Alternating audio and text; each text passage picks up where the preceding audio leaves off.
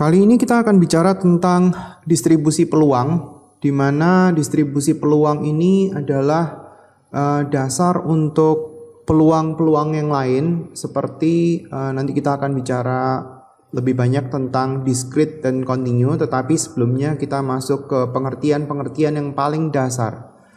Yang pertama adalah tentang variabel acak atau variabel random atau random variables, karena beberapa anak itu berusaha untuk menghitung tetapi dia nggak ngerti tentang maksudnya itu apa. Jadi kita mulai dari variabel acak ini. Variabel acak ini itu sebenarnya adalah suatu fungsi yang memetakan ruang sampel tertentu. Dalam hal ini saya kasih simbol S ke himpunan bilangan real R. Himpunan bilangan real itu berarti bisa desimal, bisa bilangan bulat, dan lain-lain. Ini simbolnya. Misalnya kita punya pelemparan uang logam.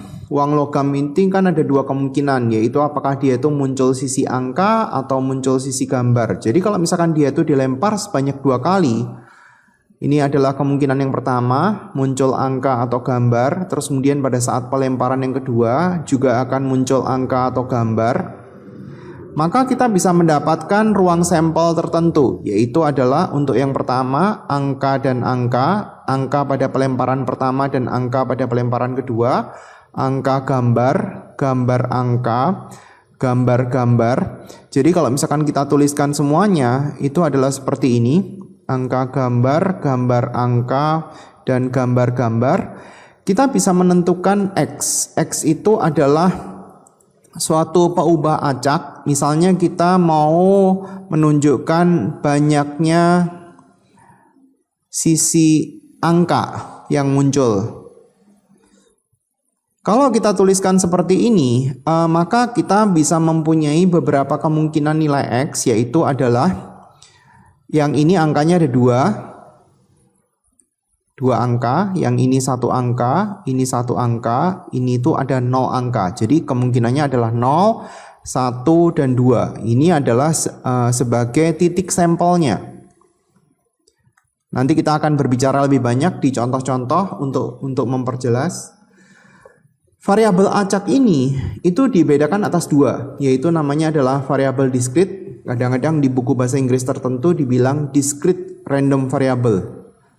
Random variable itu berarti variabel acak, berarti ini discrete random variable. Kalau ini continuous random variable.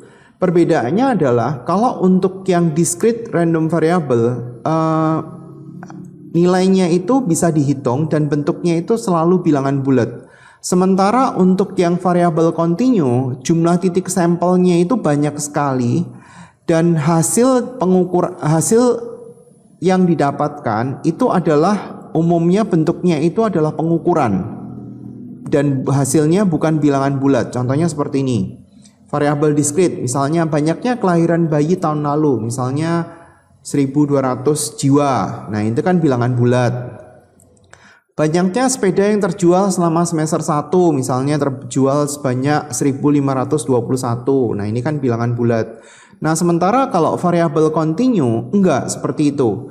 Tinggi badan anak SMAN 1 Lampung, misalkan ada anak yang tingginya 157,6, ada juga yang tingginya adalah 161,5 dan seterusnya. Atau suhu udara di Palangkaraya selama bulan Desember, misalnya suatu kali suhunya adalah 23,2 derajat Celcius atau 25 derajat Celcius dan seterusnya. Nah, ini adalah suatu variabel continue. Jadi kita harus membedakan dia termasuk yang discrete atau continue, karena ini ada turunannya lagi. Jadi ada peluang yang dia itu terkait dengan variabel discrete, yaitu adalah binomial. Nah, sementara contoh daripada variabel continue itu adalah normal probability. Setelah kita bisa memahami perbedaan antara variabel discrete dan variabel continue, kita perlu tahu tentang variabel discrete itu sendiri. Jadi untuk video yang kali ini saya hanya membahas untuk variabel discrete. Distribusi peluang discrete daripada variabel acak discrete artinya adalah tabel. Jadi bisa tabel, bisa grafik, bisa juga rumus. yang menyatakan peluang daripada setiap nilai yang mungkin yang dimiliki oleh variabel acak. Saya langsung kasih contoh aja supaya lebih gampang untuk dimengerti. Suatu uang logam dilempar sebanyak 3 kali. Saya bikin probability tree-nya di sini atau diagram pohonnya di sini. Kalau untuk uang logam berarti kan kemungkinannya adalah angka atau gambar. Jadi saya tuliskan angka, gambar, di sini juga ini kemungkinan yang kedua, terus kemudian di sini adalah kemungkinan yang ketiga. Kalau misalkan kita tuliskan semuanya, maka dia akan muncul kemungkinan-kemungkinan yang pertama, angka semuanya, angka yang pertama dan kedua. Jadi ini angka, terus kemudian yang ketiga adalah gambar, atau kemungkinan bisa seperti ini, atau angka, gambar, dan seterusnya. Gambar, angka, terus kemudian gambar. Nah, di sini kalau misalkan kita diminta untuk menentukan variabel acak X, berarti ini namanya kadang-kadang ada yang menulis sebagai peubah acak. Adalah banyaknya sisi angka yang diperoleh. Jadi kalau misalkan kita ngelihat ini, sisi angka yang diperoleh itu bisa ada sebanyak 3. Kalau yang ini berarti sebanyak 2, ini sebanyak 2, ini juga sebanyak 2. Kemudian yang ini angkanya itu ada sebanyak 1. Yang di sini angkanya itu juga sebanyak 1. Yang di sini juga angkanya ada sebanyak 1. Sementara yang di sini angkanya itu sebanyak 0. Jadi kita bisa menuliskan distribusi daripada peluang X, yang diminta adalah distribusi daripada peluang X, dan kita tuliskan X itu adalah peubah acak, di mana peubah acak itu sudah ditentukan banyaknya sisi angka 0, 1, 2, dan 3. Di sini kan kita sudah bisa melihat kemungkinannya kan, angkanya ada 3 dan seterusnya. Nah, kemudian kita tuliskan PX-nya. PX-nya itu sebenarnya adalah peluangnya. Jadi kalau misalkan kita mau mencari peluang di mana nilai X sama dengan 0, berarti kita mau mencari peluang daripada yang ini. Peluangnya berapa? Nah, ini berarti terkait dengan materi peluang. Kalau misalkan kita punya suatu uang logam yang dilempar 3 kali, berarti peluangnya adalah ini semua. Jadi jumlahnya itu adalah 8. Kalau kita mau nyari tahu yang ini, angka sebenarnya peluangnya dia itu adalah 1/8. Kalau angka gambar peluangnya berarti juga adalah 1/8 dan seterusnya. Berarti ini 1/8 semua, 1/8 dan seterusnya. Kita cuma tinggal mengelompokkan yang angka sama dengan 0 itu ada berapa. Dalam hal ini jumlahnya cuma 1. Jadi peluangnya cuma ada 1 sebanyak 1/8. Ini tadi kan kalau saya tuliskan kan adalah gambar. Nah, kemudian kalau yang angkanya 1 bagaimana? Kalau yang angkanya 1 berarti kan di sini tadi kan ada beberapa kemungkinan. Angkanya 1 berarti bisa gambar angka, atau gambar angka gambar, atau angka gambar. Nah, di sini kan sudah di-list semua kan? Masing-masing itu peluangnya adalah 1/8 karena jumlahnya ada 3, berarti kita tinggal tuliskan di sini 3/8. Ini kan 1/8, ini kan 1/8, ini juga 1/8. Jadi jumlah totalnya itu adalah 3/8. Bagaimana dengan yang X sama dengan 2? Jadi maksudnya angkanya itu ada 2. Jadi gambar angka bisa, angka gambar bisa, atau angka gambar angka. Masing-masing kan 1/8. Berarti jumlahnya adalah 3/8. Bagaimana kalau misalkan angkanya itu ada 3? Ini 3 ini berarti maksudnya angkanya 3. Berarti kemungkinannya kan cuma 1. Berarti adalah 1/8. Nah, ini terkait sama bagian berikutnya. Saya lanjutin ke ini contoh yang berikutnya, contoh yang kedua. Fungsi peluang. Jika nilai peluang daripada suatu peubah acak memenuhi syarat tertentu, syarat tertentunya itu maksudnya ini, maka nilai peluang tersebut dinamakan sebagai fungsi peluang. Jadi fungsi peluang itu adalah satu fungsi tertentu untuk suatu kasus tertentu. Dalam hal ini uang logam dilempar 3 kali. Fx-nya itu nilainya sama dengan nilainya lebih besar daripada 0. Maksudnya ini tuh sebenarnya adalah fx. Ini itu sama dengan fx sebenarnya. Jadi ini fx-nya lebih besar dari 0. Ya, itu kan lebih besar daripada 0 semua.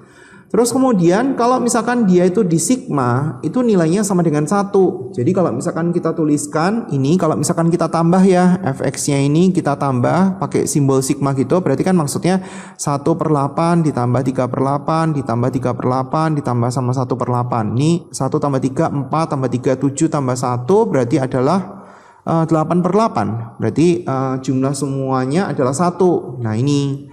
Nah terus kemudian P ini maksudnya peluang daripada X sama dengan X besar itu maksudnya peubah acak, ini adalah kejadian khususnya. Kejadian khususnya itu apa? Ya ini, ya 0, 1, 2, 3, X-nya itu berarti untuk semuanya. Nah ini syaratnya adalah P ini itu sama dengan Fx. Yang ini total Fx, jadi maksudnya sigmanya. Ini terkait sama fungsi peluang, maksudnya seperti itu. Sekarang kita coba lihat contoh yang lain. Ada suatu dadu dilemparkan sebanyak 1 kali. Jadi kalau mata dadu itu kan ada kemungkinannya 1, 2, 3, 4, 5, 6. Kalau kita mau nyari tahu peluangnya, kalau mata dadunya itu fair die ya, berarti maksudnya nggak dicurangin dadunya. Jadi masing-masing mata dadu punya kesempatan yang sama untuk muncul. Jadi peluangnya ini adalah 1/6, ini peluangnya 1/6, yang 3 ini peluangnya juga 1/6, 4 ini berarti peluangnya dia juga 1/6, masing-masing sama 1/6 semua.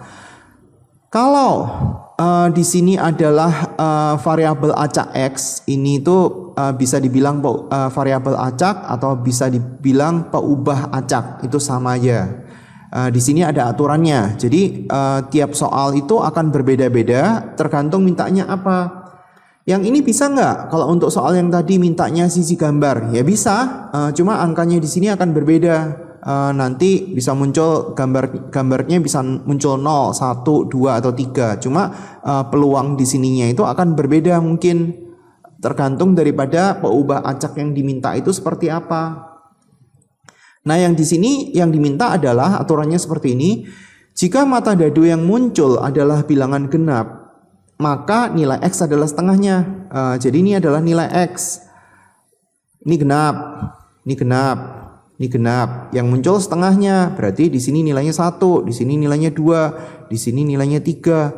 Tapi jika tidak, maka nilai X itu adalah 2 kalinya. Jadi ini itu akan muncul angka 2, 3 ini berarti muncul angka 6, 5 ini muncul angka 10. Jadi peubah acak yang kita tulis itu yang ini dengan urutan tertentu. Jadi kita tinggal tulisin 1, 2, 3, 6, 10.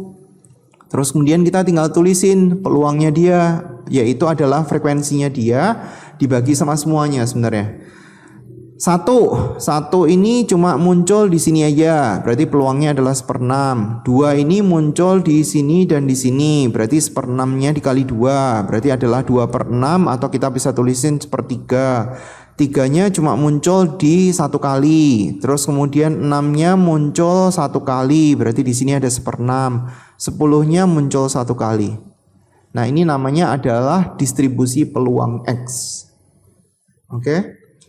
Kemudian kita masuk ke perhitungan daripada rata-rata daripada variabel acak diskrit atau discrete random variables.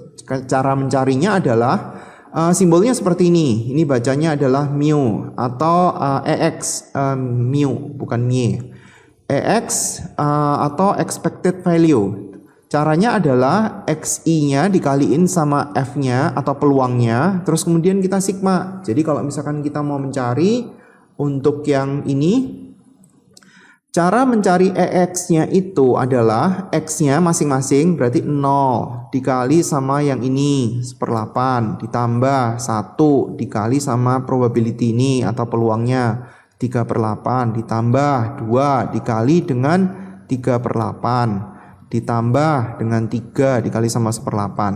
Nah, nanti kalau kita jumlahkan semua, saya udah hitung, ini hasilnya adalah 3/2 atau 1,5. Itu adalah nilai expected value. Kemudian kalau misalkan kita diminta untuk menghitung varians, varians sama simpangan baku ini nyambung ya. Jadi simpangan baku itu sebenarnya sama dengan akar varians. Varians itu bisa ditulis simbolnya seperti ini atau bisa ditulis var x gini. Nah, ini sebenarnya rumusnya ini, bisa ini sama dengan ini juga. Nah, mungkin lebih gampang kalau misalkan kita menggunakan ini. X kuadrat itu berarti maksudnya setiap nilai X-nya itu kita kuadratkan, terus kemudian kita kali dengan peluangnya masing-masing, dikurangi sama nilai expected value, terus ini dikuadratin, ada kuadratnya. Kemudian kita balik ke data ini untuk menghitung daripada variance. Saya pindahkan ke halaman berikutnya ya, supaya lebih gampang untuk dilihat. Nah, sekarang kalau misalkan kita mau nyari tahu variance, tadi var x simbolnya bisa juga ditulis simbol seperti ini. Kita akan tuliskan x kuadrat dikurangi dengan ex dikuadratin. Nah, ini itu maksudnya adalah kayak seakan-akan kita punya tabel x kuadrat, terus kemudian ini kita kuadratin, terus kemudian kita tinggal kaliin. Ini dikali dengan 1/8, jadi tinggal 0 dikali dengan 1/8 ditambah dengan 1 dikali sama 3/8 ditambah dengan 4 dikali sama 3/8 ditambah dengan 9 dikali dengan 1/8, terus kemudian dikurangi sama expected value-nya yang tadi 3/2. Tadi kan sudah ketemu expected value-nya 3/2 atau 1,5. Jadi kita bisa ngitung variansinya itu berapa. Kalau dihitung nanti hasilnya adalah 3. Nah, kalau kita menghitung standar deviasi itu adalah akar daripada variance ini. Jadi kalau variance udah ketemu, standar deviasinya gampang sekali, karena tinggal di akar, sama dengan akar 3. Kemudian untuk sifat daripada expected value dan variance. Jika C adalah konstan, maka nilai C itu sama dengan C. Maksudnya gini. Kalau kita melihat yang hasil daripada yang tadi, EX, berarti kan maksudnya adalah 0 dikali sama 1/8 ditambah sama 1 dikali sama 3/8 ditambah dengan 2 dikali 3/8 ditambah sama 3 dikali sama 1/8. Kita juga bisa menghitung E2X. Ini terkait sama sifat yang berikutnya, tapi saya tuliskan nanti aja. Atau mungkin kita mau mencari X pangkat 2 dan seterusnya. Tapi kalau misalkan kita diminta untuk mencari E daripada suatu angka, misalkan E2, nah ini nilainya sama dengan 2, karena di sini itu nggak ada variabel X-nya. Itu maksudnya untuk yang pertama. Kemudian untuk maksud yang kedua, jika C adalah konstan dan U itu adalah merupakan fungsi, ini adalah konstan, maka konstan ini bisa keluar daripada nilai E, jadi di luar, jadi dia tinggal ditulis sebagai perkalian. Maksudnya gini, kalau kita punya E2X, 2 ini adalah konstan, berarti 2-nya ini kita bisa tuliskan di luar, jadi kita nggak usah menghitung lagi. Kalau misalkan kita punya kayak gini kan mungkin kita akan bermaksud untuk menghitung, saya tuliskan di bawah ya. Ini ada X, nilainya tadi kan 0, 1, 2, 3, kemudian PX-nya itu kan nilainya adalah 1/8, ini 3/8, ini 3/8, ini 1/8. Kalau misalkan kita mau nyari tahu 2X, berarti kan ini maksudnya 0, ini maksudnya 2, ini 4, terus kemudian di sini kan 6. Jadi kalau misalkan kita mau nyari tahu E daripada 2X, kalau misalkan kita menggunakan angka ini, berarti artinya adalah 0 dikali sama 1/8, ini ditambah dengan 2 dikali 3/8, ditambah dengan 4 dikali sama 3/8, ditambah sama 6 dikali 1/8. Dan kita sebenarnya nggak perlu melakukan ini, karena dari sifat yang tadi, 2-nya itu tinggal ditarik keluar, terus kemudian kita bisa mencari EX-nya. EX-nya kan sudah ada jawabannya yang tadi kan, 3/2, berarti tinggal 2 dikali sama 3/2, berarti hasilnya adalah 3. Nggak perlu melakukan yang sepanjang ini, karena dia ada sifat yang kita bisa pakai. Untuk yang nomor 3, kalau misalkan dia itu ada 2 peubah acak seperti ini, sebenarnya kita bisa mencari expected value daripada masing-masing, terus kemudian kita tinggal tambah. Jadi kalau misalkan katakanlah kita diminta untuk mencari dari E2X ditambah sama X kuadrat. Misalnya kita mau diminta untuk mencari ini ditambah dengan EX kuadrat, 2X ditambah sama X kuadrat. Nah ini sebenarnya kita cari masing-masing, tinggal ditambahin expected value-nya. Sementara kalau untuk varians, kalau misalkan dia itu ada koefisien di depannya sini, dia itu akan jadi kuadrat. Sementara penjumlahnya itu nggak ngefek. Jadi tinggal langsung pakai koefisiennya dikuadratin dikali sama varians yang lama. Itu penjelasannya tentang variabel acak diskrit ya.